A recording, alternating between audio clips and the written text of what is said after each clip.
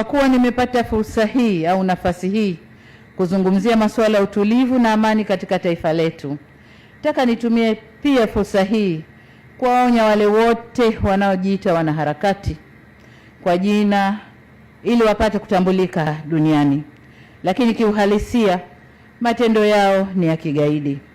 Nataka niseme kidogo tafsiri ya ugaidi.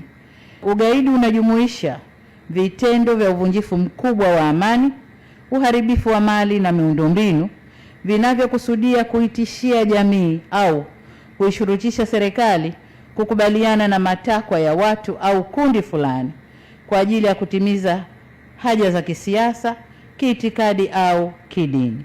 Lakini kwa mustakabali wa sasa dunia tunayokwenda nayo, unaweza ukafanyika pia ukikusudia kuirudisha nyuma nchi inayoendelea kwa kasi. Watu au kundi hilo linakuwa na kauli zinazovaa sura ya kizalendo, lakini kwa undani ni maslahi binafsi. Mtu anayependa nchi yake kiukweli huijenga na sio kuibomoa. Katika hali hii, niwahakikishie Watanzania kwa serikali yenu inasimama imara katika ulinzi wa raia wake na mali zao. Nanyi kwa upande wenu mnapaswa kuungana na serikali yenu katika kulinda maeneo yenu na mali zenu.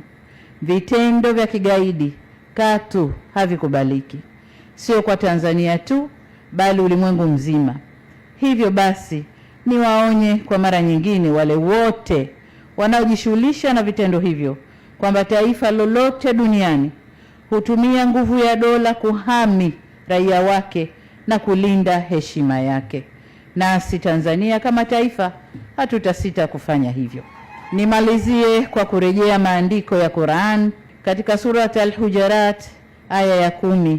Waumini ni ndugu na ndugu hutekeleza kupatanisha baina yao wenyewe. Lakini pia katika mafundisho ya Biblia takatifu Mathayo 5:9 yanasema, heri wapatanishi, maana hao wataitwa watumishi wema wa Mungu.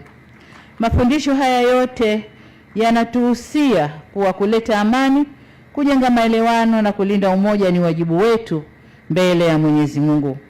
Hali kadhalika ni matakwa ya kikatiba na miongozo mingine ya kibinadamu.